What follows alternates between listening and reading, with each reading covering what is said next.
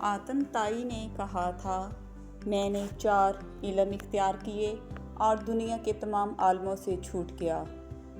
کسی نے پوچھا، وہ 4 علم کون کون سے ہیں؟